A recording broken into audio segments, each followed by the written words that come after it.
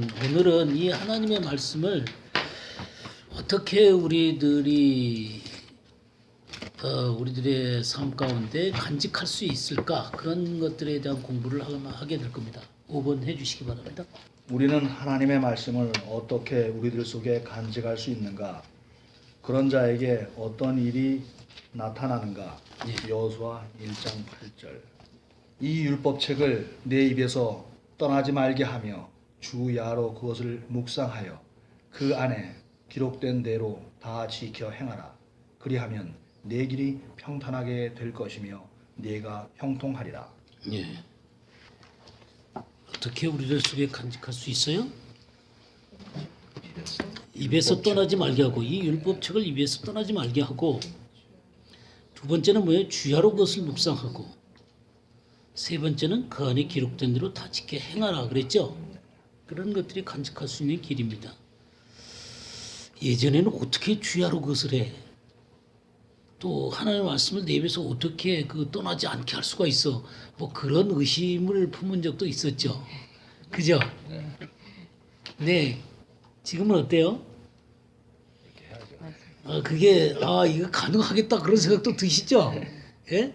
하나님의 말씀을 주야로 묵상하고 입에서 하나님의 말씀이 계속 나올 수 있고, 예. 그런 것들이 이렇게 경험이 되어질 수 있을 것입니다. 자, 그러면 그런 사람에게 평탄하게 될 것이고, 그 길이 평탄하게 될 것이고, 형통한다 그랬죠? 그러면 여기 세 가지, 율법책을 입에서 떠나지 않게 하는 것, 그리고 묵상하는 것, 다 지켜 행하는 것, 그것을 하나씩 좀 보도록 하죠. 율법을 입에서 떠나지 않게 한다. 율법책을 입에서 떠나지 않게 한다는 것은 항상 말씀이 내 입에 붙어 있다는 것이죠. 그죠? 하나님의 말씀이 내 입에 붙어 있다는 거예요. 우리 입은 마음의 창구입니다.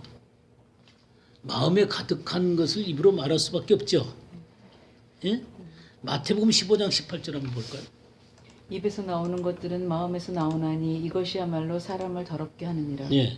입에서 나오는 것들은 어디에서 나와요? 네, 마음에서 나오는 것입니다. 그러니까 마음에 가득한 것을, 마음에 새겨진 것을 우리는 입으로 말할 수밖에 없는 거예요. 그러니까 이 속에 죄가 새겨지고 죄가 가득하면 어떻게 되겠어요? 네, 죄가 나오겠죠. 더러운 것이 가득하면 더러운 것이 나올 수밖에 없습니다. 마태복음 12장 34절도 한번 보겠습니다. 독사의 자식들아, 너희는 악하니 어떻게 선한 말을 할 수 있느냐? 이는 마음에 가득한 것을 입으로 말하리라. 네, 마음에 가득한 것을 입으로 말한다. 그렇죠? 이 독사의 자식들은 독사의 자식인 이 악함들을 가득히 갖고 있기 때문에 선한 말을 절대로 할 수가 없다, 그런 말이에요. 여기서 선한 말이라고 할 때, 이 선한 말이라고 하는 것은 단순하게 좋은 말이 아닙니다. 사람들에게 듣기 좋은 말이 아니에요. 그리고 인간적으로 좋은 말들이 아닙니다. 선한 말은 어떤 말이에요? 하나님의 마음에 있는 말들, 하나님이 합당한 말들을 할 수 없다, 그런 말이에요. 그래서 선한 사람은 쌓은 선에서 선한 것을 내고, 그러니까 하나님의 합당한 것으로 쌓여진 사람들은 하나님께 합당한 것을 내고, 악한 사람은 그 쌓은 악에서 악한 것을 낸다 그랬죠. 이렇게 마음에 가득한 것을 말하게 되어 있습니다. 입이라고 하는 것은 그렇게 마음의 창구가 됩니다. 그러면 우리가 이렇게 입으로 하나님의 말씀을 하기 위해서는 이 말씀이 우리들 속에 어떻게 되냐면 새겨져 있어야 돼요. 새겨져 있어야 돼. 이 새겨진다는 게 이 여호수아 1장 8절 말씀에 오게 되면 뭐라 그랬냐면 그 안에 기록된 대로 그랬죠. 예, 기록된 대로. 이 기록된 말씀이, 성경 말씀이 이렇게 기록되듯이 우리 마음에 새겨진다고 하는 이 기록, 새겨지는 것이 카타브라는 말이에요. 카타브.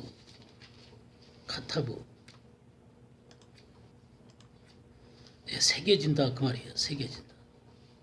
그래서 마음판에 이게 새겨지는 게 참 중요한데 우리 예레미야 17장 1절 한번 볼까요? 유다의 죄는 금강석 끝 철필로 기록되되 그들의 마음판과 그들의 재난불에 새겨졌거늘. 예. 이 유다의 죄가 어디에 새겨졌어요? 금강석 철필. 예, 금강석이 가장 강하죠. 예? 예. 이 강한 걸로 어디다가 새겼어요? 예, 마음판에다가 새겼어요. 마음판에다. 또 이제 제단불에다 새깁니다. 제단불에. 왜 이스라엘 백성들이 그 이 짐승을 잡아가지고 그 피를 제단불에 이렇게 바르냐면 제단불에 새겨져 있으니까 이걸 이렇게 바르는 거예요. 그게 죄가 용서된다는 표현입니다. 예, 이 제단불에 이렇게 바르는 것은 그들의 죄가 이게 기록이 돼 있으니까. 예, 그렇게, 그러니까 그렇게 표현을 하는 거예요, 하나님이. 그 제단불에 이렇게 기록을 해놨다 이 말이에요. 그런 것처럼 마음판에 이렇게 기록이 돼 있다 이 말이에요. 그래서 예수의 피가 이렇게 깨끗하게 하는 것이죠. 그래서 이 죄가 마음판에 새겨져 있는 것이죠. 우리 잠언 한번 볼까요? 잠언 7장 1절에서 3절 보겠어요.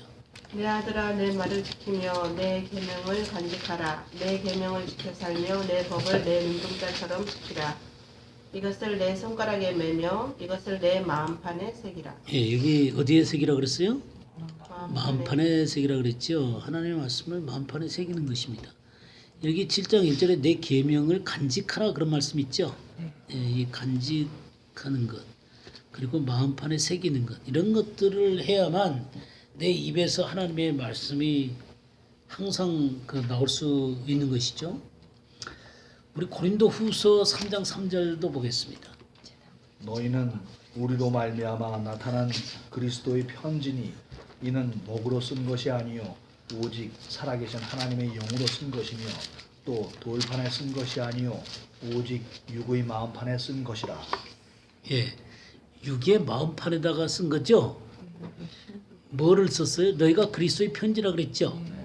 그러니까 육의 마음판에 뭘 썼어요? 네, 그리스도를 쓰셨어요. 새 언약을 쓴 것입니다.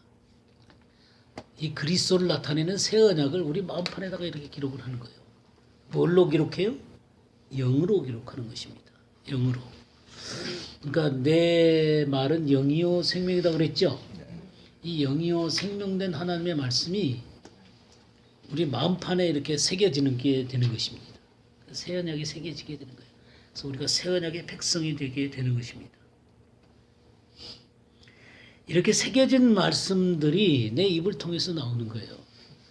그러면 이런 것들을 깊이 이렇게 새기기 위해서 디모데전서 한번 보겠습니다. 디모데전서 4장 13절에서 16절 한번 보겠어요. 내가 읽을 때까지 읽는 것과 권하는 것과 가르치는 것에 참여하라. 내 속에 있는 은사 곧 장로의 회에서 안수받을 때에 애언으로 말미암아 받은 것을 조심없이 말며 이 모든 일에 전심전력하여 너의 진보를 모든 사람에게 나타나게 하라. 내가 내 자신과 가르침을 삼가 이 일을 계속하라. 이것을 행함으로 내 자신과 내게 듣는 자를 구원하리라. 예. 예, 그게 그 13절에 내가 이럴 때까지 읽는 것과 권하는 것과 가르치는 것에 전념하라 그랬죠. 이 전념하라. 이 프로세코라는 말은 딱 붙어 있다 그 말이에요. 거기에 붙어 있으라 그 말이에요. 읽는 것과 권하는 것과 가르치는 것에 딱 붙어 있으라. 붙어 있으라. 여기 예언을 통하여 받은 것을 가볍게 여기지 말고 그런 표현을 합니다. 예언이라고 하는 것은 미래의 사건이라기보다는 우리를 하나님 앞에 바르게 세우는 말씀이에요. 우리를 하나님 앞에 바르게 세우는 말씀. 이 예언의 제일 중요한 것은 뭐 미래를 가르치는 것 이것도 굉장히 중요한 것이지만 그것보다 훨씬 더 중요한 것은 예언이라는 것은 우리를 하나님 앞에 바르게 세우는 거예요. 바르게 세우는 거예요. 그런 말씀을 가볍게 여기지 말라 그런 얘기죠. 이 모든 일에 어떻게 해서요? 전심전력하여. 전심전력하여. 예, 우리의 최선을 다하는 거죠. 최선을 다하는 것입니다. 너희 성숙함을 모든 사람에게 나타나게 하라. 저기 그 옛날 성경은 이게 뭐 진보죠? 진보. 예, 진보. 전진이란 말이에요. 프로코페. 예, 이 성숙이란 말로 표현을 했는데 진전이 있어야 돼요. 그러니까 내가 하나님의 말씀 앞에 붙어서 말씀을 공부하고 말씀을 하나님 앞에서 찾고 연구하고 또 이렇게 세워갈 때 우리에게 뭐가 필요해요? 전진이 필요해요. 전진이. 맨날 머물러 그냥 한 자리에 머물러 있는 게 아니라 내가 전진된 모습이 있어야 되는 거예요. 그게 성숙함이라는 말로 표현했는데 전진되어 가시죠? 믿습니까? 아니. 예, 전진돼 가야 되는 거. 어제보다 조금 더 나아야죠. 그죠? 예. 전진이 이루어져야 됩니다. 이것을 어떻게 하라냐면 너희 성숙함을 누구에게 나타내요? 모든 사람에게 나타내라. 그러니까 내가 속해 있는 것 속에서 저 사람은 뭐가 달라도 다르단 말이 나와야 되는 것이죠. 예전에는 그렇지 않던데 저 사람이 굉장히 단단해져서 아주 분명해진 것 같아. 또 흔들리질 않아. 그런 모습들이 내게 나타나줘야 되죠. 그죠? 말씀이 내 속에서 역사를 하는 사람이 되어야 됩니다. 자, 이렇게 되어지게 되면 어떤 일들이 벌어지냐면 내가 내 자신과 가르침을 살펴 이 일을 계속하라. 그러니까 자신과 말씀을 계속 살펴서 이 일을 계속하라는 것입니다. 계속 전진하라는 거예요. 계속 전진하게 되면 어떤 일이 벌어지게 돼요? 이것을 행함으로 내 자신과 내게 듣는 자를 구원하리라. 아니 우리가 이미 구원받은 자 아닌가? 이미 구원받은 자 아니에요? 물론 구원받은 자죠. 물론 영이 구원받은 자들이지만 우리 혼의 구원도 계속적으로 구원받아야 가야 되는 것입니다. 그러니까 우리의 미성숙한 자리에서 성숙한 자리로 구원을 받아가야 되는 거예요.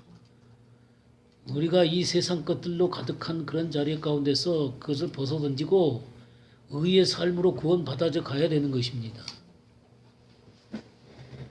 근데 나만 그러는 게 아니라 누구까지요?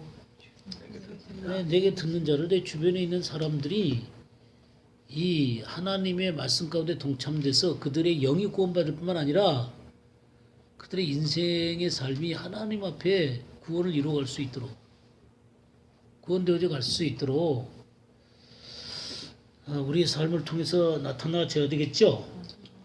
이런 것들을 통해서 말씀이 우리 속에 새겨지는 거예요. 새겨지게 되고 또 새겨진 이 하나님의 말씀이 내 입을 통해서 항상 내 입에서 나오는 거예요. 그러니까 우리가 그 쉐마 있죠, 쉐마.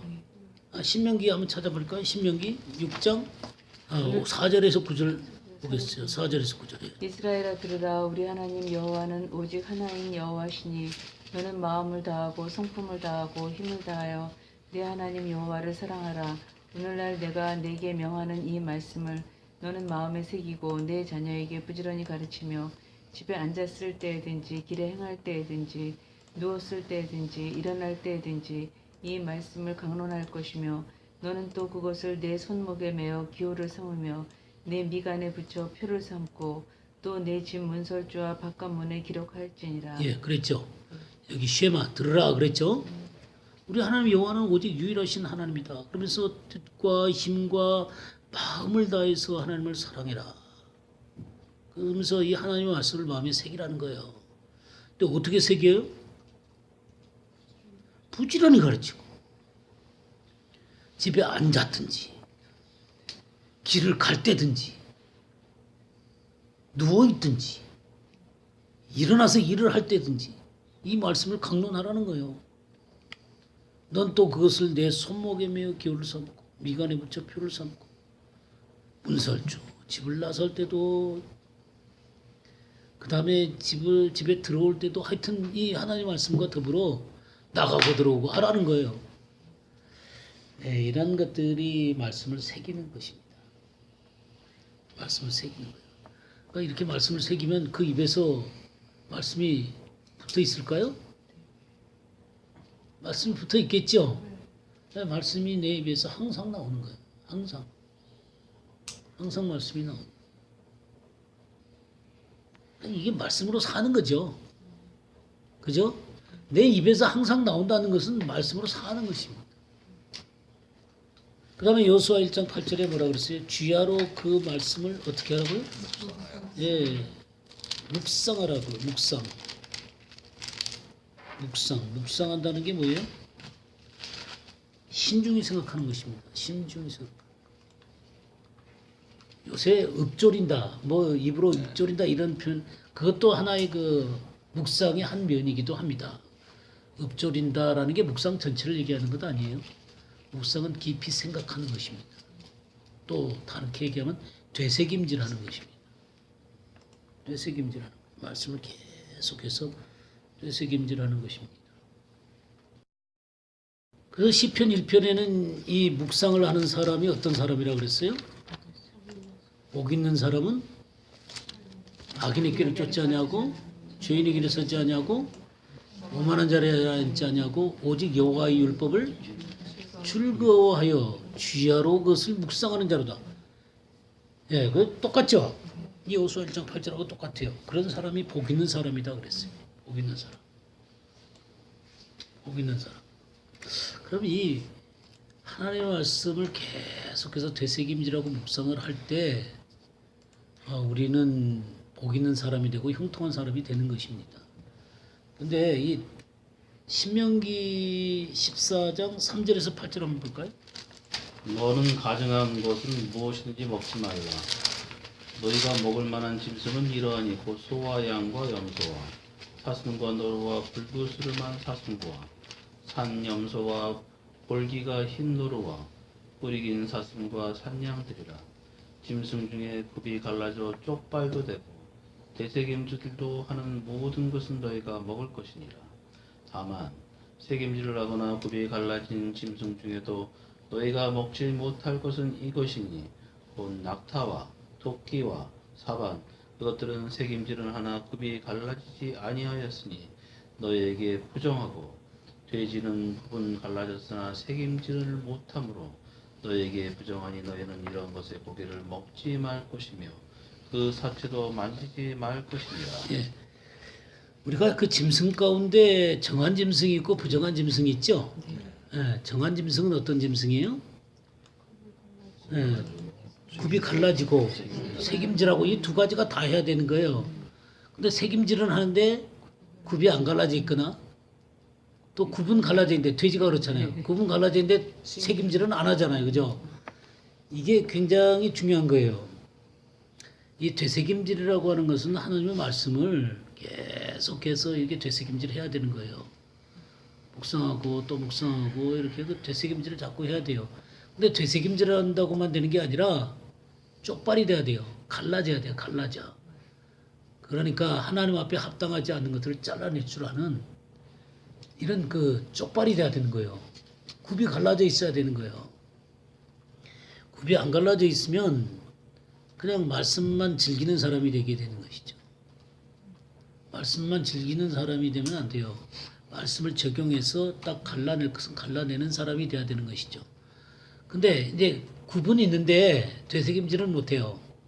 이런 사람들은 처음에 갈라지는 것처럼 보이지만 그것을 지속할 힘이 없습니다. 왜? 되새김질을 안 하니까. 말씀이 계속해서 되새김질이 돼야 되는데 그걸 할 능력이 없으니까 처음에는 그럴듯하게 보이지만 전혀 그것을 유지할 힘이 없습니다. 그러니까 하나님의 말씀은 주야로 계속 묵상되어져야 되는 거예요. 그래서 온전히 체질이 변할 때까지 또 우리 주님 나라 갈 때까지 계속 밤에도 낮에도 하나님의 말씀이 묵상되어 있어야 돼요. 그렇게 하죠. 예? 예, 이렇게 그래서 하나님이 이 쪽발도 되고 되새김질하는 이 정한 짐승을 먹으라 그러는 거예요. 우리가 그 정한 짐승처럼 돼야 되겠죠, 그죠? 그 다음에 여호수아 1장 8절에 뭐라 그랬어요? 기록한 대로 다 지켜 행하라 그랬죠? 기록한 대로 다 지켜 행하라. 지키다, 샤마르 지키는 것이죠. 이 샤마르라는 단어가 어디에 나오냐면 우리 창세기 2장 15절 한번 볼까요? 여호와 하나님이 그 사람을 이끌어 에덴 동산에 두어 그것을 공격하며 지키게 하시고. 예, 그 지킨다. 하나님의 말씀을 지킨다는 말이 이 에덴 동산에서부터 나와요. 에덴 동산에서 뭐를 지키는 것 같은 거예요. 이 에덴을 지키는 거예요. 에덴을 지키는 거. 그러니까 말씀을 지키는 것은 에덴을 지키는 것과 똑같은 거예요. 그만큼 비중이 있는 겁니다. 내 말씀을, 하나님의 말씀을 지키는 것과 에덴을 지키는 것과 비중이 똑같은 거예요. 에덴이 그냥 사는 거. 그렇죠. 네. 우리 창세기 3장 24절도 한번 볼까요? 이같이 하나님이 그 사람을 쫓아내시고 에덴 동산 동쪽에 푸릅들과 두루도는 불칼을 두어 생명나무의 길을 지키게 하십니다. 예, 뭐를 지켜요? 네, 생명나무의 길을 지키는 거예요. 이 말씀을 지킨다는 것은 생명나무의 길을 지키는 것입니다. 믿으세요? 그 말씀을 지킨다는 걸 우리가 간단하게 생각하는데 생명나무의 길을 지키는 거예요. 놀라운 것이죠. 말씀을 지킨다는 게 엄청난 것입니다. 창세기 17장 9절을 한번 볼까요? 하나님이 또 아브라함에게 이르시되 그런즉 너는 내 언약을 지키고 내 후손도 대대로 지키라. 예, 여기 지킨다는 말이죠. 언약을 지킨다. 내 후손도 대대로 지키라. 이 지킨다는 게 샤마르예요. 샤마르. 그러니까 에덴을 지키고 생명나무를 지키고 언약을 지키는 게 말씀을 지키는 것입니다. 그러니까 내가 말씀을 지킨다 그럴 때 그것은 이것과 같은 의미를 갖고 있다 그 말이에요. 그러니까 말씀이 하나님이시잖아요. 그러니까 샤마르라는 거 하는 것은 굉장히 중요한 얘기입니다. 그것을 처음부터 말씀하신 거예요. 처음부터. 근데 이 율법책을 어떻게 지키라 그랬어요? 기록한 대로 다 지키행하라 그랬죠? 다 지키행하라. 다 지키행하라. 우리 다 지켜 행한다라는 개념을 조금 살펴볼까요? 마태복음 5장 17절에서 20절을 보겠어요. 내가 율법이나 선지자를 폐하러 온 줄로 생각하지 말라. 폐하러 온 것이 아니요 완전하게 하려 함이라. 진실로 너에게 이르노니 천지가 없어지기 전에는 율법의 1.1획도 결코 없어지지 아니하고 다 이루리라. 그러므로 누구든지 이 계명 중의 지극히 작은 것 하나라도 버리고 또 그같이 사람을 가르치는 자는 천국에서 지극히 작다 일컬음을 받을 것이요 누구든지 이를 행하며 가르치는 자는 천국에서 크다 일컬음을 받으리라. 내가 너희에게 이르노니 너희 의가 서기관과 바리새인보다 더 낫지 못하면 결코 천국에 들어가지 못하리라. 예. 여기에 그 율법의 1.1획이라는 거 있죠. 1.1획. 이 요드 같은 거 말이죠. 이 요드 이게 하나 없으면 글자가 안 돼요. 글자가 안 됩니다. 예. 그러니까 이 바보 같은 경우는 이 줄줄 하나 긋는 거거든요. 그러니까 그런 거 하나 없으면 완전 글자가 안 돼 버려요. 그러니까 이게 얼마나 중요한 건지 모릅니다. 1.1획이라고 하는 게 히브리에서는 굉장히 중요한 거예요. 그래서 이 19절에도 이 계명 중에 지극히 작은 것 하나, 지극히 작은 것 하나. 이게 율법의 핵심이에요. 율법의 핵심. 그러니까 이 율법을 주님이 이 땅에 오셔가지고 율법을 절대 무시하지 않으셨어요? 무시하지 않았습니다. 17절에 뭐라 그랬어요? 내가 율법이나 선지자를 폐하러 온 줄로 생각하지 말라. 폐하려 온 것이 아니라 완전하게 하려 함이라. 완전하게 하려. 누가 나를 죄로 책잡겠느냐 그렇게 말씀하셨죠. 그러니까 주님은 율법 앞에서 흠이 없는 분이세요. 율법의 1.1획도 주님 앞에서는 주님께서 피하여 가신 게 아니에요. 완전하게 지키셨고 완전하게 하신 분이십니다. 그래서 이 율법의 마침이 되신 분이시죠. 우리 로마서 10장 1절에서 4절까지 보겠어요. 형제들아 내 마음에 원하는 바와 하나님께 구하는 바는 이스라엘을 위함이니 곧 저희로 구원을 얻게 함이라. 내가 증거하노니 저희가 하나님께 열심히 있으나 지식을 쫓은 것이 아니라 하나님의 의를 모르고 자기의 의를 세우려고 힘써 하나님의 의를 복종치 아니하였느니라. 그리스도는 모든 믿는 자에게 의를 이루기 위하여 율법의 마침이 되시니라. 예. 이스라엘 백성들이 굉장히 가상한 노력을 했어요. 그건 뭐냐면 스스로가 이 율법을 완전하게 지키려고 한 것입니다. 그러니까 율법을 굉장히 귀하게 여긴 것이죠. 율법을 굉장히 귀하게 여겼는데 문제는 뭐냐면 자기 스스로는 완전하게 율법을 지켜낼 수가 없다는 것입니다. 그래서 주님이 오신 거죠, 그죠? 주님이 오셔가지고 율법의 마침이 되셨어요. 마침이라고는 끝을 냈다는 말이야. 텔로스라는 말 우리가 배웠었죠? 끝장을 내셨어요. 그러니까 율법을 완전하게 그 값을 치렀습니다. 그래서 우리가 예수님을 믿을 때 그 의를 얻잖아요. 그러나 그것은 율법을 폐하는 것이 아니라 굳게 세운다 그랬죠. 그러니까 그것은 율법의 의를 주셨을 뿐만 아니라 그 율법을 지켜낼 수 있는 자로 세워가시는 것입니다. 그러니까 예수 그리스도의 은혜를 통해서 율법의 의에 도달했을 뿐만 아니라 이제 그 율법이라고 하는 게 우리의 삶 속에서 의를 얻은 것으로 끝내는 것이 아니라 그 의를 행하는 자로 우리를 세우시는 거예요. 하나님의 말씀과 성령을 통해서 그와 같은 일들을 하시는 것입니다. 절대로 이 율법을 소홀히 여기지 않습니다. 그래서 이 가장 작은 것까지 완성하신 분이 바로 예수 그리스도시죠. 그러면 이 율법의 가장 작은 것은 뭘 의미하는 것이냐면 바로 예수 그리스도 그분 자신이세요. 예수 그리스도 그분 자신이세요. 이 율법의 가장 작은 것이. 그래서 이 가장 작은 이 율법까지 이루신 이 예수 그리스도를 모으신 자들이 바로 이 하나님 나라의 이 1.1획이 되는 것입니다. 하나님의 의가 온전하게 드러나게 되는 작은 자들이 되는 거예요. 율법의 가장 작은 것 하나라도 할 때 그 작은 것의 의미가 하나님 나라의 의미예요. 이게요. 마태복음 18장을 한번 보겠습니다. 마태복음 18장 1절에서 14절 한번 보겠어요.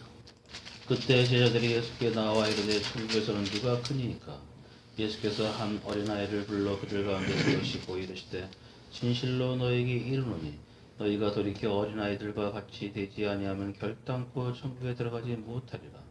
그러므로 누구든지 이 어린아이와 같이 자기를 낮추는 사람이 천국에서 큰 자니라. 또 누구든지 내 이름으로 이런 어린아이 하나를 영접하면 곧 나를 영접함이니 누구든지 나를 믿는 자 이 작은 자 중 하나를 실족하게 하면 차라리 연자맷돌이 그 목에 달려서 깊은 바다에 빠뜨려지는 것이 나으리라. 실족하게 하는 일들이 있음으로 말미암아 세상에 화가 있도다.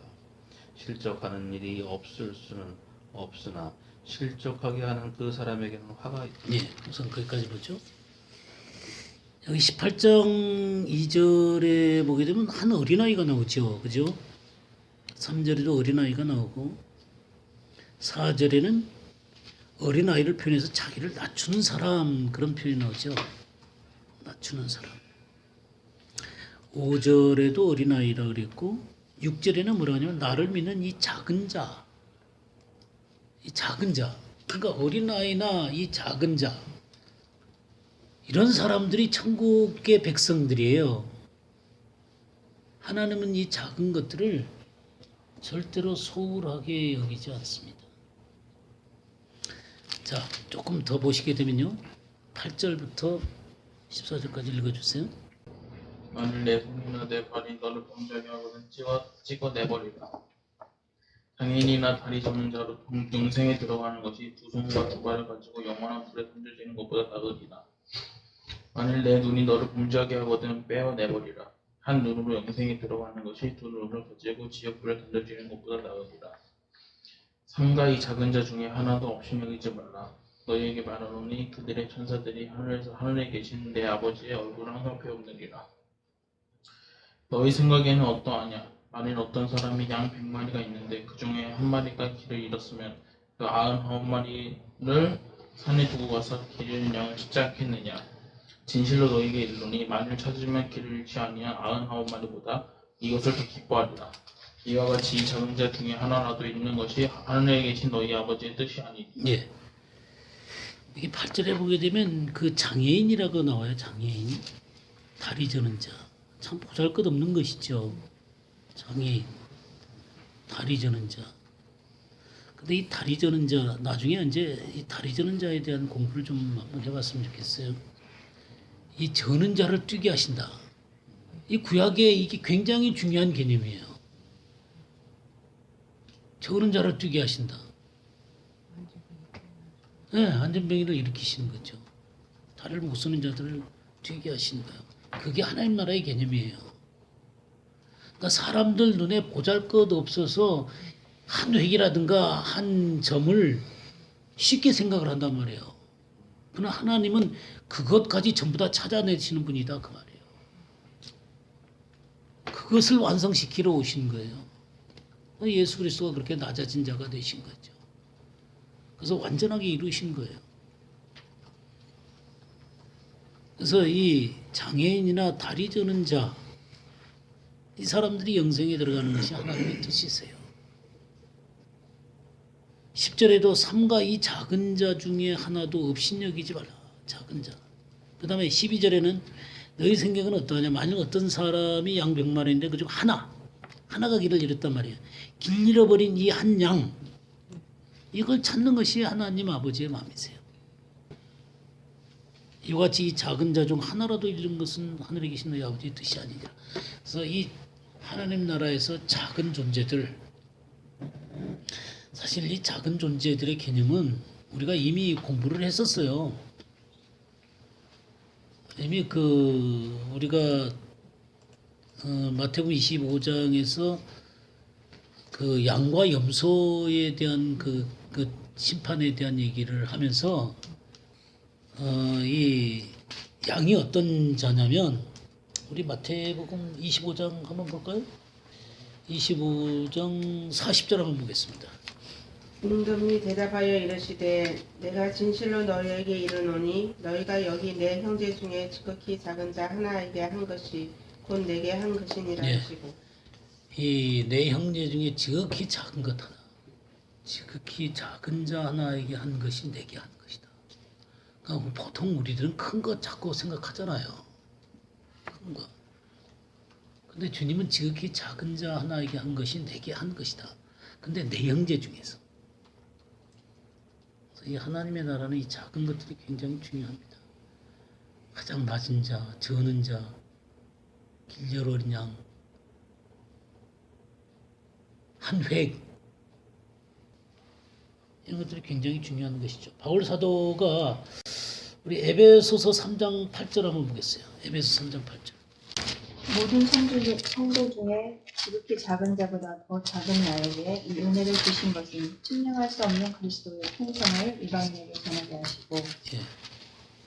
바울 사도가 자기를 표현해서 뭐라 그랬어요? 모든 성도 중에 지극히 작은 자보다 더 작은 나에게 이 은혜를 주신 것은 증명할 수 없는 그리스도의 영 풍성함을 이방인에게 전하게 하시고, 예. 이렇게 바울 사도는 지극히 작은 성도보다 더 작은 자다 그런 표현을 쓰고 있죠. 우리 주님이 이 작은 자가 되신 거예요. 그리고 바울 사도도 이 작은 자가 되신 것입니다. 그래서 주님의 계명을 가장 작은까지 완전하게 이루신 분이세요. 그럼 하나님 나라에 귀중한 사람들은 이 작은 것이 무엇인지 아는 사람이에요. 우리는 지금 물량주의 시대 가운데 살고 있어요. 큰 것 아니면 돌아볼 마음이 별로 없습니다. 사람들이 알아주는 것 아니면 별로 신경을 안 써요. 근데 하나님은 이 지극히 작은 자가 되기를 바라시는 거예요. 이 하나님 나라에서 지극히 작은 것을 소중히 여길 줄 아는 사람이 되어야 되는 것입니다. 주님은 하나님의 말씀에 지극히 작은 것 하나 다 지켜행하라 그랬을 때 이 지극히 작은 것 하나까지도 하나님 나라에서는 정말 소중한 것들이에요. 그게 다 지키는 거예요. 우리의 사람들의 큰 약점이라고 하는 게 드러나는 것 쪽에 너무 많은 신경을 쓴다는 거예요. 드러나지 않는 것, 감추어진 것, 보잘것없는 것, 저는 것에 하나님의 마음이 그곳에 있다는 것을 잘 모르는 거예요. 저도 사실 이런 것들을 이해하기까지 상당히 시간이 걸렸어요. 네, 상당히 시간이 걸렸어요. 저도 사람들이 알아주는 거 좋아했거든요.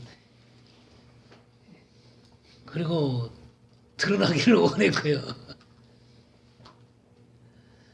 근데 하나님은 그런 거 별로신 것 같아요. 하나님께는요. 누구나 다 그러니까. 보이지 않는 것, 작은 것, 1.1에 이 소자 하나.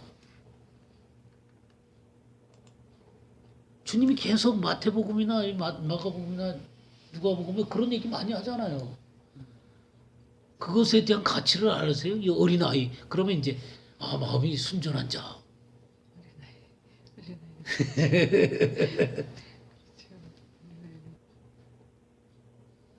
그런 지극히 작은 자로 설 수 있는 자들이 돼야죠. 그렇게 될 때 이 율법을 다 지켜 행하라고 하는 것은 그런 의미가 들어있는 거예요. 그렇게 됐을 때 어떻게 해요? 내 길이 평탄하게 될 것이라 그랬죠? 평탄하게 될 것이다. 찰라흐라는 말이에요. 사실 이 찰라흐라는 거, 평탄이라는 게 보통 우리들이 말하는 형통이라는 단어하고 똑같은 말이에요. 그러니까 뒤에 나오는 형통이라는 것이 사칼이라는 말인데, 이 사칼이라는 것은 어떤 지혜나 이런 쪽이 더 가까운 말이에요. 형통이라고 하는 것은. 근데 이 앞에 평탄이라고 말하는 이 찰라흐라는 말이 형통이라는 말, 보통 우리가 형통한다 할 때 말하는 단어가 바로 이 찰라흐라는 단어예요. 우리 형통이 쓰이는 경우를 한번 보죠.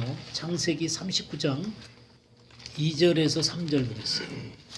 여호와께서 요셉과 함께 하심으로 그가 형통한 자가 되어 그의 주인 애굽 사람의 집에 있으니 그의 주인이 여호와께서 그와 함께 하심을 보며 또 여호와께서 그의 범사에 형통하게 하심을 보았더라. 예, 이 형통이라는 단어가 이 찰라라는 단어예요. 그러니까 여호와께서 요셉과 함께 하심으로 그가 형통한 자가 됐다. 형통한 자가 됐다. 무슨 일이든지 잘 그를 통해서 잘 하게 된 거죠, 그죠? 또 3절에도 여호와께서 그의 범사에 형통케 하심을 보았더라. 그래서 하나님이 그를 도와주심으로 말미암아 형통하게 됐어요. 형통. 23절도 한번 보겠습니다. 23절. 간수장은 그의 손에 맡긴 것을 무엇이든지 살펴보지 아니하였으니 이는 여호와께서 요셉과 함께 하심이라. 여호와께서 그를 범사에 형통하게 하셨더라. 예, 여호와께서 그를 범사에 형통하게 했다. 그럼 이 형통, 하나님께서 어떤 것들에 형통케 하실까? 어떨 때 이렇게 형통하는 거예요? 이 하나님의 범사에 함께 하셔서 형통케 하시면 좋겠죠? 내가 하는 일들마다 하나님이 관심 가지시고 형통케 하면 얼마나 좋겠어요. 그죠? 막 손만 대면 다 형통해. 내가 가면 다 돼. 우리 이사야 53장 10절 한번 보겠어요. 여호와께서 그로 상함을 받게 하시기를 원하사 질고를 당케 하셨은즉 그 영혼을 속건 제물로 드리기에 이르면 그가 그 씨를 보게 되며 그 날은 길 것이요 또 그의 손으로 여호와의 뜻을 성취하리로다. 예, 여기에 여호와께서 기뻐하시는 뜻을 성취하리로다 그랬죠. 이 성취가 찰나라는 말이에요. 하나님의 뜻을 성취하는 거예요. 그게 형통이에요. 뭐를 성취하는 거예요? 네, 하나님의 뜻을 성취하는 게 이게 형통이에요. 형통의 개념이 뭐가 조금 달라지죠. 예? 형통의 개념은 뭐 세상에서 내 위대한 사람이 되는 게 형통이 아니에요. 그게 형통이 아니라 뭐가 형통이요? 하나님의 뜻을 형통하는 거예요. 하나님의 뜻을 성취하는 거예요. 우리 이사야 55장 11절도 한번 보시죠. 내 입에서 나가는 말도 이와 같이 헛되이 내게로 되돌아오지 아니하고 나의 기뻐하는 뜻을 이루며 내가 보낸 일에 형통함이니라. 네. 나의 기뻐하는 뜻을 이루며 내가 보낸 일에 형통함이니라. 그러니까 하나님의 뜻, 하나님이 보내신 일, 그것의 성취가 형통이에요.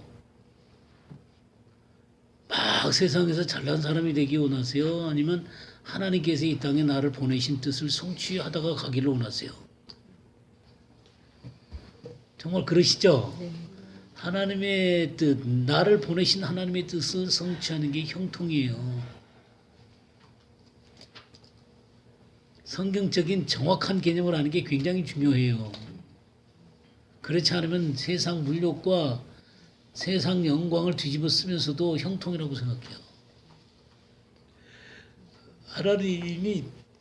하나님이 하신 일에 형통하게 되면 하나님이 내 모든 삶의 것들을 책임지시겠죠. 그건 분명하겠지만, 그러나 초점이 하나님의 뜻을 행하는 것에 성취에 초점을 두고 형통을 해야지 세상에서 잘 나가도록 성취하는 데 초점을 두면 그건 초점이 다른 거죠. 그죠? 예, 형통이라는 말을 성경 가운데서 그렇게 썼다는 것을 잘 이해하는 게 좋을 것 같아요. 그죠? 그 다음에 그 형통한다 그럴 때 그 사칼이라 그러죠. 사칼. 예? 우리 잠언 15장 24절 한번 보겠어요. 지혜로운 자는 위로 향한 생명길로 말미암으로 그 아래에 있는 수호를 떠나게 되느니라. 예. 이 지혜로운 자 그랬죠. 예, 지혜로운 자가 바로 이 사칼이에요, 사칼. 이 지혜, 사칼. 그런 자는 생명길로 말미암아 그 아래 있는 수호를 떠나게 한다. 그러니까 참다운 지혜가 있어서 이 수월의 길을 떠나서 생명길을 찾아내는 사람이 이 사칼을 가진 자예요. 이게 진정한 형통이라는 거예요. 이게 참다운 지혜라는 거예요. 그러니까 참다운 지혜는 이 수월의 길을 떠나는 거예요. 그리고 생명길을 찾아내는 것입니다. 그러니까 여러분들이 굉장히 지혜로우신 분들이세요. 왜 그러세요? 예, 말씀 공부를 하니까 이 생명길을 찾은 여러분들이 바로 사칼이야, 사칼. 시편 14편 2절에는 어떻게 썼냐면 여호와께서 하늘에서 인생을 굽어 살피사 지각이 있어 하나님을 찾는 자가 있는가 보려 하신즉. 예, 이 지각 그랬죠? 이 지각이 바로 사칼이에요. 그러니까 신약에서 언더스탠딩이라는 거 있죠? 예, 그것과 똑같은 의미예요. 하늘에서 인생을 굽어 살피사 지각이 있어 하나님을 찾는 자가 있는가 보려 하신즉. 이 하나님의 것들을 감각하는 능력이 바로 언더스탠딩이죠. 이해예요, 이해. 그런 그 지혜를 갖고 있는 사람이 바로 사칼이에요. 우리 사무엘상 18장 9절 한번 보겠습니다. 다윗이 사울을 보내는 곳마다 가서 지혜롭게 행하며 사울이 그로 군대로 삼았더니 온 백성이 합당히 여겼고 사울 신하들도 합당히 여겼더라. 예. 거기에 보게 되면 다윗이 어떻게 했어요? 지혜롭게 행했죠. 예, 예, 지혜롭게 가는 곳마다 지혜롭게 행했어요. 가는 곳마다 지혜롭게 행했어요. 하나님의 지혜가 번쩍거리는 사람이기 때문에 이 가는 곳마다 형통을 한 거예요. 예, 14절도 더 읽어주세요. 그 모든 일을 지혜롭게 행하니라. 여호와께서 그와 함께 계시니라. 예, 거기 모든 일을 어떻게 했어요? 이 다윗은 모든 일을 지혜롭게 행했어요. 여호와께서 그와 함께 계셨기 때문에 하나님의 지혜를 갖고 행했기 때문에 15절도 읽어주세요. 사울이 다윗을 크게 지혜롭게 행함을 보고 그를 두려워하였으니 예, 그 하는 일들마다 하나님의 그 지혜를 갖고 행하니까 하나님을 떠나버린 사울이 두려운 거예요. 아, 자기는 캄캄한데 다윗은 다 보고 행하는 거예요. 그게 뭔 말인지 이해하시죠? 자, 하나님이 상황을 다 보여주셔서 하나님의 길을 따라가는데 어떤 사람한테는 그게 하나도 안 보여요. 왜냐면 왜 그래요? 눈이 가려져 있기 때문에요. 자기 욕심이라는 눈이 가려있기 때문에. 자기의 이 선입견 아니면 이 세상적인 지혜로 차 있기 때문에 하나님의 길이 안 보이는 거예요. 근데 이 다윗이라는 사람은 이 사칼을 가지고 있었기 때문에 이게 다 보인 거예요. 하나님의 길들이 보이는 거예요. 30절도 읽어주시겠어요? 블레셋 사람의 방백들이 나오면 그들을 나올 때마다 다윗이 사울 모든 신하보다 더 지혜롭게 행하매 이에 그 이름이 심히 귀중히 됩니다. 예. 그래서 그가 형통한 사람들 앞에 형통하게 보이는 거예요. 사울의 모든 신하보다 더 지혜롭게 행하고요. 그러니 블레셋이 다윗을 만나면 어떡하겠어요? 안 만나고 싶겠죠. 이런 사람 만나고 싶겠어요? 하나님의 지혜가 번쩍거리는 이 사람을 어떻게 만나기를 원하겠어요? 그렇죠. 하나님의 말씀이 그를 온전히 지배를 해야만 그런 모든 문제들이 하나님의 관점 속에서 보이는 거예요. 그리고 하나님이 말씀하시는 것을 정확하게 그런 상황 속에서 판단해낼 수가 있는 거예요. 우리가 클리노 공부하면서 마태복음 7장에 그 밝히 보고 그런 말씀 있었죠? 그 완전한 시력이다 그랬죠? 완전한 시력을 갖는 거예요. 하나님의 시력을 갖게 되는 거예요. 이 들보가 빼내진 사람들이죠.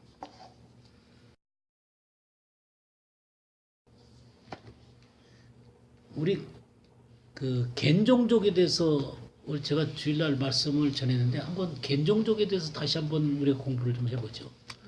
네? 겐종족. 겐종족을 하나님이 칭찬하셨잖아요. 그죠? 우리 느헤미야서 3장 14절 한번 보겠어요. 분문은 벳학게렘 지방을 다스리는 레갑의 아들 말기야가 중수하여 문을 세우며 문짝을 달고 예, 저기에 14장 분문이 뭐예요? 또 똥문 얘기하는 거예요, 똥문. 예. 이거 저 변이 나가는 분이 그 우리가 그때 갔었을 때 저기 그 어디냐 다윗성에서 이 통곡의 벽으로 들어갈 때 들어가는 문이 바로 분문이에요. 네, 덩게이트예요. 이게. 근데 이게 분문은 베탁게렘 우리나라 말로 베탁게렘 그랬는데 이게 정확하게 얘기하면 어떻게 읽어야 되냐면 베이트 하케렘. 베이트는 집이죠. 하 정관사 더예요. 더 케렘 포도원. 그러니까 포도원의 집이라는 말이에요. 포도원의 집. 베이타 케렘이죠. 그 지방을 다스리는 레갑의 아들 말기야가 중수하였고, 여기 레갑의 아들 나오죠. 이 레갑 족속이 바로 겐 족속이에요. 역대상 2장 55절 한번 볼까요? 야베스에 거한 서기관 족속 곧 디라 족속과 시므아 족속과 수가 족속이니 이는 다 레갑의 집 조상 함마색에서 나온 겐 족속이더라. 예. 그 레갑 가문의 조상 함마색에서 나온 겐종족이다 그랬죠? 예. 이 레갑 가문은 겐종족을 얘기하는 거예요. 겐종족.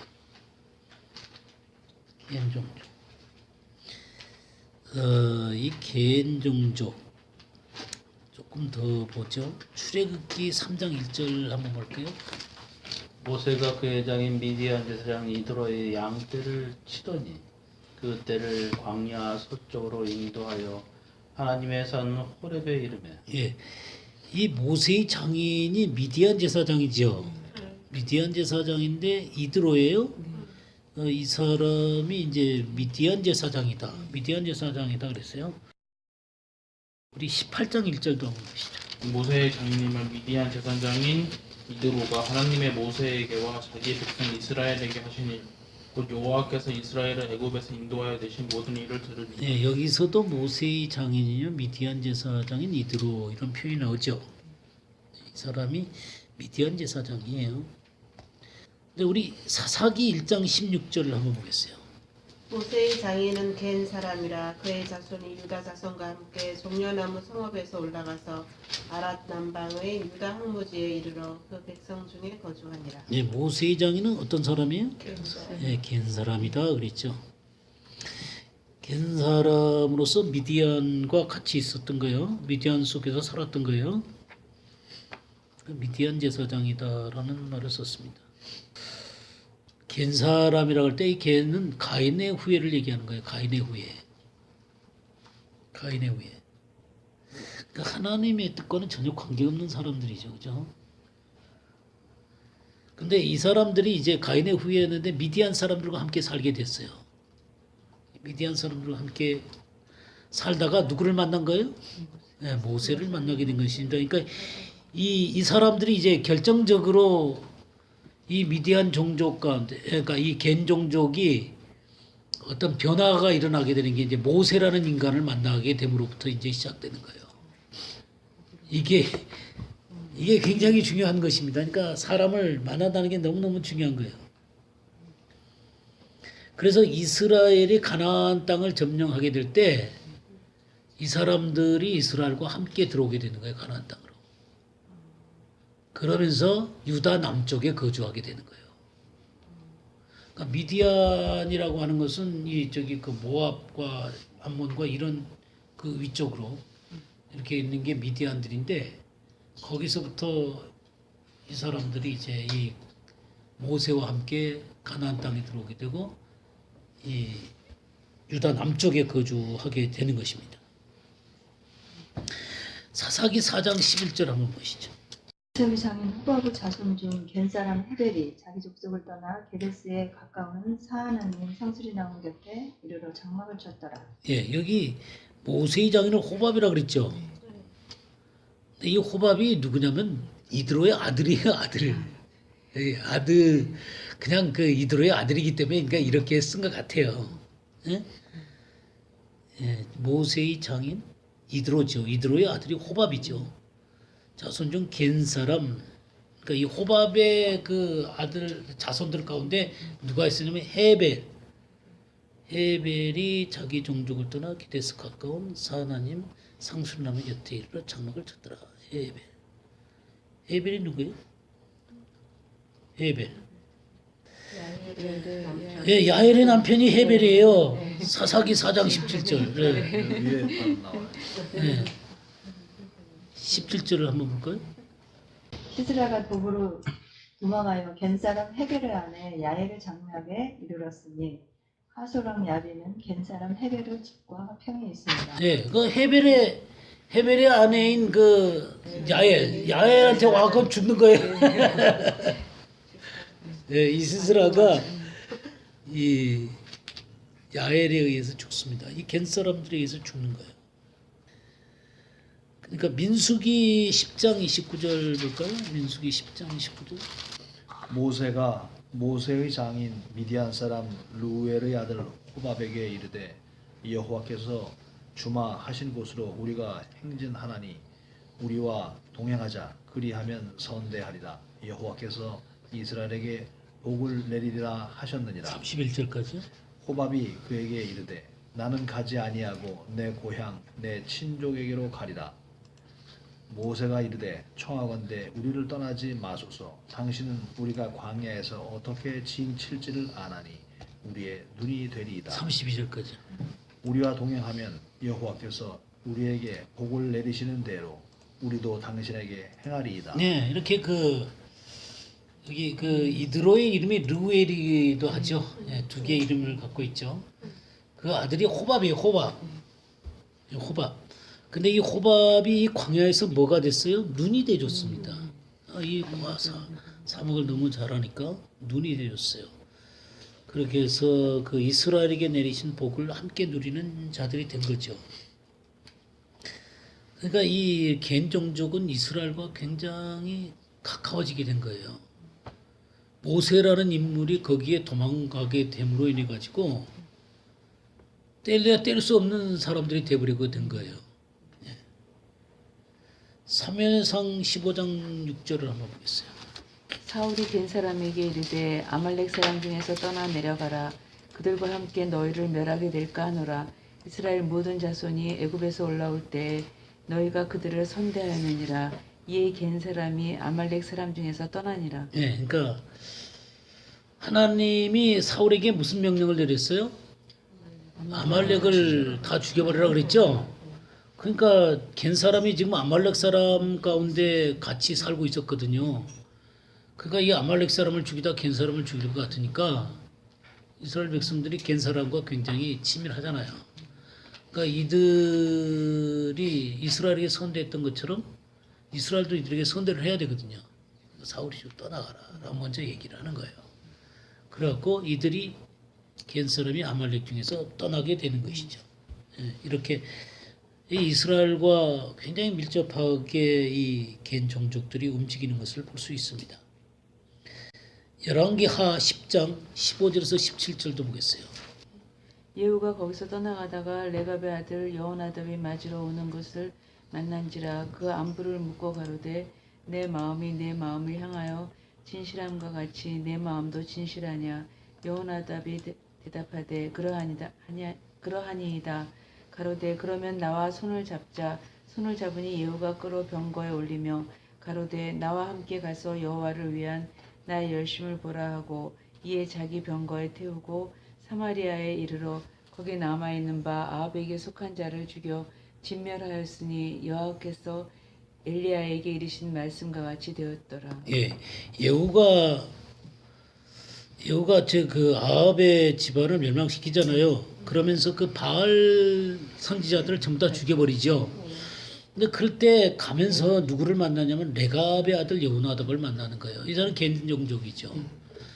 만났을 때 내가 너에게 진실한 것처럼 너도 진실하냐? 같이 올라가서 하나님 앞에 행하는 것을 함께 하자. 이러고 이제 데리고 가는 거예요. 그래가지고 데리고 가가지고는 10장 그 23절에서 27절까지도 읽어주세요. 예후가 레갑의 아들 여호나답과 더불어 바알의 신당에 들어가서 바알을 섬기는 자들에게 이르되 너희는 살펴보아 바알을 섬기는 자들만 여기 있게 하고 여호와의 종은 하나도 여기 너희 중에 있지 못하게 하라 하고 우리가 번제와 다른 제사를 드리려고 들어간 때 예후가 80명을 밖에 두며 이르되 내가 너희 손에 넘겨주는 사람은 한 사람이라도 도망하게 하는 자는 자기의 생명으로 그 사람의 생명을 대신하리라 하니라.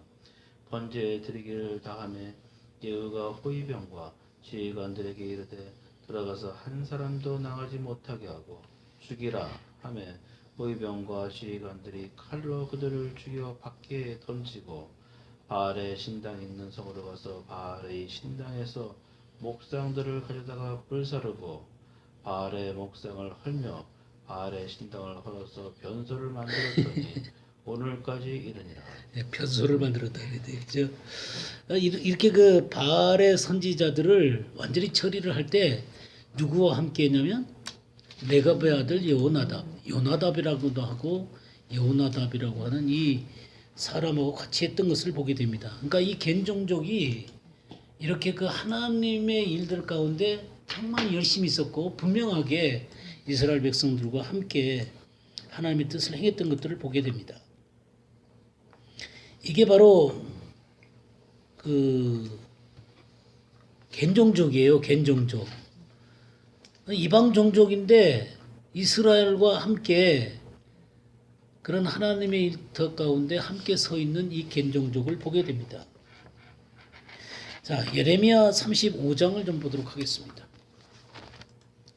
예레미야 35장이면 이제 이스라엘 백성들이 그 바벨론에 의해서 멸망을 당한 때죠. 예, 포로로 잡혀가는 때입니다. 1절부터 5절까지 한번 보도록 하겠어요. 유다의 요시야 왕의 아들 여호와김 때 여호와께로부터 말씀이 예레미야에게 임하여 이르시되 너는 레갑 사람들의 집에 가서 그들에게 말하고 그들을 여호와의 집 한방으로 데려다가 포도주를 마시게 하라 하시니라. 이에 내가 하바시냐의 손자요 예레미야의 아들인 야아사냐와 그의 형제와 그의 모든 아들과 모든 레갑 사람들을 데리고 여호와의 집에 이르러 익다라의 아들 하나님의 사람 하난의 아들들의 방에 들였는데 그 방은 고관들의 방 겹치어 문을 지키는 살룸의 아들 마야세야의 방이더라. 내가 레가 사람들의 후손들 앞에 포도주가 가득한 종지와 술잔을 놓고 마시라고 하나매. 예. 지금 뭐 하는 거예요? 지금 예레미야가 레갑 자손들의 후손들에게 포도주가 가득한 종지와 술잔을 놓고 마시라. 이렇게 권하는 거예요, 지금. 예. 그러니까 이 성전에 다 데려다 놓고 술잔을 지금 권하는 것입니다. 그러니까 이 레갑 자손이 뭐라고 대답해요? 6절에서 11절까지 한번 보겠어요. 그들이 이르되 우리는 포도주를 마시지 아니하겠노라. 레갑의 아들 우리 선조 요나답이 우리에게 명령하여 이르기를 너희와 너희 자손은 영원히 포도주를 마시지 말며 너희가 집도 짓지 말며 파종도 하지 말며 포도분을 소유하지도 말고 너희는 평생 동안 장막에 살아라. 그리하면 너희가 머물러 사는 땅에서 너희 생명이 길리라 하였으므로 우리가 레갑의 아들 우리 선조 요나답이 우리에게 명령한 모든 말을 순종하여 우리와 우리 아내와 자녀가 평생 동안 포도주를 마시지 아니하며 살 집도 짓지 아니하며 포도원이나 밭이나 공자도 가지지 아니하고 장막에 살면서 우리 선조 요나답이 우리에게 명령한 대로 다 지켜 행하였노라. 11절까지. 그러나 바벨론의 느부갓네살 왕이 이 땅에 올라왔을 때에 우리가 말하기를 갈대아인의 군대와 수리아인의 군대를 피하여 예루살렘으로 가자 하고 우리가 예루살렘에 살았노라. 예. 그러니까 지금 이 레갑 자손한테 먹으라 그러니까 뭐라 그래요? 레갑 아들 우리 선조 요나답. 아까 요나답 있었죠. 예. 그가 우리한테 말하기를 포도주를 평생 동안 마시지 마라. 그리고 살 집도 짓지 말고 파종도 하지 말고 유목민으로 살아라 그 말이에요. 그러니까 그 말씀 그대로 우리가 지금까지 순종해 왔다 이거예요. 그래서 이제 느부갓네살이 쳐들어오니까 잠시 이렇게 이 예루살렘에 와 있는 거지. 우리가 조상의 말을 우리가 어기는 사람들이 아니다. 그래서 포도주를 마시지 못하겠다는 거예요. 그러니까 참 이 조상의 말 앞에 이 레갑 자손들은 순전하게 응답하는 것들을 보게 됐죠. 자, 12절에서 17절을 한번 보겠어요. 그때 여호와의 말씀이 예레미야에게 임하여 가라사대 만군의 여호와 이스라엘 하나님이 이같이 말하노라. 너는 가서 유다 사람들과 예루살렘 거민에게 이르기를 여호와의 말씀에 너희가 내 말을 들으며 교훈을 받지 아니하겠느냐. 레갑 아들 요나답이 그 자손에게 포도주를 마시지 말라 한 그 명령은 실행이 되리라. 그들은 그 선조의 명령을 순종하여 오늘까지 마시지 아니하거늘 내가 너희에게 말하고 부지런히 말하여도 너희는 나를 듣지 아니하도다. 나도 내 종 모든 선지자를 너희에게 보내고 부지런히 보내며 이르기를 너희는 이제 각기 악한 길에서 돌이켜 행위를 고치고 다른 신을 붙자 그를 섬기지 말라. 그리하면 너희가 너희와 너희 선조에게 준 이 땅에 거하리라 하여도 너희가 귀를 기울이지 아니하며 나를 듣지 아니하였느니라. 내가 아들 요나답과 자손은 그 선조가 그들에게 명한 그 명령을 준행하나 이 백성은 나를 듣지 아니하도다. 그러므로 나 만군의 여호와 이스라엘의 하나님이 이같이 말하노라. 보라, 내가 유다와 예루살렘 모든 거민에게 그들에게 대하여 선포한 모든 재앙을 내리리니 이는 내가 그들에게 말하여도 듣지 아니하며 불러도 대답지 아니하느니라 하셨다 하라. 참 하나님 마음이 슬프겠죠, 그죠? 예? 여기 14절에 뭐라 그랬어요? 너에게 말하고 끊임없이 말하여. 내가 내 종 모든 선지자들 너네고 보내고 끊임없이 보내도 그 악한 길에서 돌이키지 않는다는 거예요. 다른 신을 따라가며 하나님을 섬기지 않는다는 거예요. 그러니까 이 레갑 자손들은 요나답이 한 그 말을 지키기 위해서 그렇게 순종하고 지키는데 이 하나님의 백성은 안 듣는다고요. 예. 참 하나님 마음이 슬프겠죠. 한 선조의 말도 그렇게 지키는데 하나님께서 말씀하신 것도 또 그것도 계속해서 말하는데도 안 들어요. 이럴 수 있나요? 이럴 수 있나요?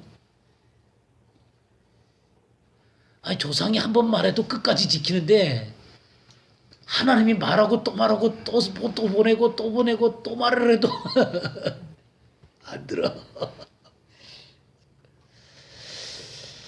예, 18절 19절 마저 읽어주세요. 예레미야가 레갑 족속에게 이르되 만군의 여호와 이스라엘의 하나님이 이같이 말씀하시기를 너희가 너희 선조 요나답의 명령을 순종하여 그 모든 훈계를 지키며 그가 너희에게 명한 것을 행하였도다. 그러므로 나 만군의 여호와 이스라엘의 하나님이 이같이 말하노라. 내가 아들 요나답에게서 내 앞에 설 사람이 영영이 끊어지지 아니하리라. 예. 레갑의 아들 요나답에게서 내 앞에 설 사람이 영원히 끊어지지 아니하리라. 그러니까 너희가 요나답의 명령을 순종해서 그의 모든 규례를 지키며 그가 너희에게 명령한 것을 행하였다. 너는 참 순종의 자식들이다. 그래서 내 앞에 세우는 사람을 끊지 않겠다. 이건 놀라운 말씀이잖아요. 그러고 지금 이 상황이 됐다가 느부갓네살이 왔어요. 느부갓네살이 와가지고 그냥 싹 쓸었잖아요. 포로로 잡혀갔잖아요. 이 사람들도 포로로 잡혀갔어요. 포로로 잡혀갔다가 돌아오게 됩니다. 돌아오게 돼가지고 느헤미야 한번 보겠어요. 느헤미야 3장 14절. 분문은 베타게렘 지방을 다스리는 레갑의 아들 말기수야가 징수했다. 여기 그 레갑의 아들 이 갔다가 돌아와 가지고 어디에 거하고 있었냐면 베타게렘에 거하고 있었어요. 그래서 베타게렘에서 살고 있는 이들이 바로 이 분문, 이 덕문을 짓는 것입니다. 왜 이쪽을 짓는지 아세요? 바로 이게 이 베타게렘이 어디냐면 베들레헴에서 북쪽으로 4km쯤 돼요. 그러니까 예루살렘으로 오는 길에 있는 거예요. 그러니까 예루살렘으로 올 때 분문과 만나게 되는 거예요. 그러니까 저기 거의 이쪽에 요바 게이트가 있고 이쪽에 이제 저기 그 던 게이트가 있는 것이죠. 그러니까 남쪽에서 바로 오는 것이에요. 네, 이곳에서 짓는 거예요. 그러니까 이들은 베타게렘에서 살았어요. 근데 참 놀라운 것은요, 뭐냐면 이 기록들에 보면요, 이 베타게렘에서 기르는 양들을 성전에 제사하는 데 쓰이는 양들로 삼았대요. 자, 이들이 유목민이잖아요. 베타게렘에 산 거예요. 뭐 했겠어요? 네, 양을 쳤지요. 이들의 양을 쳐가지고 이 양들을 어디에 보냈냐면 제사하기 위해서 예루살렘 성전으로 보내는 일들을 한 거예요. 예. 근데 예수 그리스도가 탄생할 때 목자들에게 나타나잖아요. 어디에 나타났겠어요? 여기 나타났죠. 베들레헴 목자. 그러니까 예수 그리스도가 이 땅에 속지 않은 양으로 오셨잖아요. 이 양을 제사하기 위해서 보냈던 사람들이에요. 근데 진짜 양이 나타나신 거예요. 근데 이 사실을 누구에게 알려준 거예요? 아, 이 목자들에게 알려준 거예요. 이 겐종족인 이 사람들에게. 그렇죠. 이 목자들이 바로 이 레갑 자손들이에요. 그냥 하나님은요, 그냥 아무에게나 나타나는 게 아니에요. 이 언약의 자손들에게 나타내는 거예요. 그러니까 하나님은 하금 약속하신 것을 끝까지 지키는 거예요. 내가 영영이 내 앞에서 세울 사람을 끊지 않겠다 하신 말씀대로 이 목자들에게 자신을 나타내 주시는 거예요. 예, 그렇죠. 예. 그 베디온 족 중에 하나가 겐종족이겠죠. 그 누가복음 2장 한번 보시겠어요? 누가복음 2장 8절에서 14절. 그 지역의 목자들이 밤에 밖에서 자기 양떼를 지키더니 주의 사자가 곁에 서고 주의 영광이 그들을 두루 비춤에 크게 무서워하는지라. 천사가 이르되 무서워하지 말라. 보라, 내가 온 백성에게 미칠 큰 기쁨의 좋은 소식을 너희에게 전하노라. 오늘 다윗의 동네에 너희를 위하여 구주가 나셨으니 곧 그리스도 주시니라. 너희가 가서 강보에 쌓여 그 위에 뉘어 있는 아기를 보리니 이것이 너에게 표적이 되니라 하더니 호련히 수많은 천군이 그 천사들과 함께 하나님을 찬송하여 이르되 지극히 높은 곳에서는 하나님께 영광이요 땅에서는 하나님이 기뻐하신 사람들 중에 평화로다 하니라. 예. 그러니까 이 주님이 태어나실 때 순전히 이스라엘 백성들하고만 나타나는 게 아니에요. 바로 이 겐종족인 이들에게도 함께 이 기쁨 가운데 동참하게 하는 것을 보게 되죠. 이 얼마나 놀라운 그림입니까? 예, 그러니까 이런 게 숨겨진 비밀들이에요. 하나님의 이 성경 가운데 이 언약적인 구조를 찾아내면 이렇게 놀라운 것들이 나오는 거예요. 하나님은 하나님의 말씀을 절대로 그냥 흘려서 하시는 말씀들이 아니에요. 15절에서 20절도 읽어주세요. 천사들이 떠나 하늘로 올라가니 목자가 서로 말하되 이제 베들레헴까지 가서 주께서 우리에게 알리신 바 이 이루어진 일을 보자 하고 빨리 가서 마리아와 요셉과 그 위에 누인 아기를 찾아서 보고 천사가 자기들에게 이 아기에 대하여 말한 것을 고하니 듣는 자가 다 목자의 말하는 일을 기이 여기되 마리아는 이 모든 말을 마음에 지키어 생각하니라. 목자가 자기들에게 이르던 바와 같이 듣고 본 그 모든 것을 인하여 하나님께 영광을 돌리고 찬송하며 돌아가니라. 예, 참 기가 막힌 그림입니다. 이게 성경 가운데 있는 너무너무 아름다운 이스라엘 백성과 이방인이 함께 하나님의 영광에 동참하는 놀라운 그림입니다. 이런 것을 보면 하나님 말씀이 얼마나 정확하고 얼마나 놀랍고 그 하나님의 약속이 얼마나 신실한 건지를 그냥 이런 역사들을 통해서 보는 거예요. 하나님이 아무 목자한테는 나타났겠어요?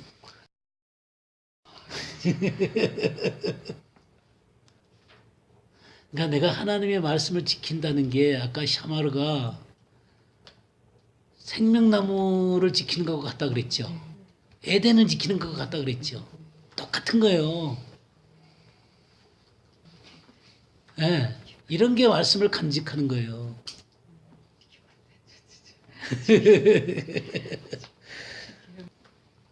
우리 한 가지만 더 보죠. 예레미야 6장 1절을 보겠어요. 베냐민 자손들아 예루살렘 가운데로부터 피난하라. 두고와에서 나팔을 불고 베탑게렘에서 깃발을 들라. 재앙과 큰 파멸이 북방에서 역부와 오미니라. 예. 여기 지금 베타게렘에서 깃발을 들라 그랬죠. 지금 그 하나님의 그 심판이 오고 있는데 그 심판을 위해서 베타게렘에서 깃발을 들라 그랬습니다. 이 깃발을 들라라는 말이 마세트 나사예요. 마세트 나사. 이 마세트라는 말이 봉화예요. 봉화. 나사가 올리다는 말이고요. 그러니까 봉화를 올리라는 말이에요. 봉화를 올리라. 킹제임스에게는 봉화를 올리라 그렇게 돼 있어요. 킹제임스 버전에는. 그러니까 이 본래 뜻은 어쨌든 그 봉화를 올리는 거예요. 저기 이 경고를 하는 것입니다. 경고를 하는 게 바로 이 베타게렘에서 하는 거예요. 네, 기호. 네, 기호인데 본래 의미가 봉화를 든다는 거예요. 이 베타게렘, 이 저기 겐종족이 살던 곳이잖아요, 그죠? 이 경고의 메시지를 하는 거예요. 그러니까 주님이 다시 오시는 길목에서 이 경고의 메시지를 전할 줄 아는 사람들이 돼야 되는 거예요. 지금 이 심판이 다가오고 있잖아요. 근데 하나님 앞에 이 경고의 메시지를 듣는 사람들이 있다는 거예요. 마태복음 24장 42절에서 44절 보겠어요. 그러므로 깨어 있으라. 어느 날에 너희 주가 임하는지 너희가 알지 못함이니라. 너희도 아는 바니 만일 집 주인이 도둑이 어느 시각에 올 줄 알았더라면 깨어 있어 그 집을 뚫지 못하게 하였으리라. 그러므로 너희도 준비하고 있으라. 생각하지 않은 때에 인자가 오리라. 예, 깨어 있으라 그랬죠. 어느 날에 너희 주가 임하는지 너희가 알지 못함이니라. 만약 도둑이 어느 시각에 올 줄 알았다면 깨어 있어 그 집을 뚫지 못하게 했을 거다 그랬죠. 많은 사람들은 그냥 도둑같이 주님을 맞이하게 돼요. 도둑이 올 때 아무도 모르는 것처럼 맞이하게 돼요. 그러나 깨어있는 사람들은 뭐 언제 어떤 시각에 온다 이렇게는 모르겠지만 주님이 오시는 것의 어떤 징조나 상황들을 느낀단 말이에요. 말씀 속에서 발견한단 말이에요. 아, 지금 굉장히 긴급한 상황이구나. 그러면서 그걸 준비를 하게 된다는 거예요. 그 도둑같이 맞지 않는 거예요. 심령이 깨어있기 때문에. 모르는 게 뜻이 아닙니다. 깨어있어서 알아야 되는 거예요. 준비하고 있으라 그랬죠. 준비하고 있으라. 데살로니가 전서 5장을 볼까요? 1절에서 8절까지 7절까지 한번 보겠습니다. 형제들아 때와 시기에 관하여는 너희에게 쓸 것이 없음은 주의 날이 밤에 도둑같이 이를 줄을 너희 자신이 자세히 알기 때문이라. 그들이 평안하다 안전하다 할 그때에 임신한 여자에게 해산의 고통이 이름과 같이 멸망이 갑자기 그들에게 이르리니 결코 피하지 못하리라.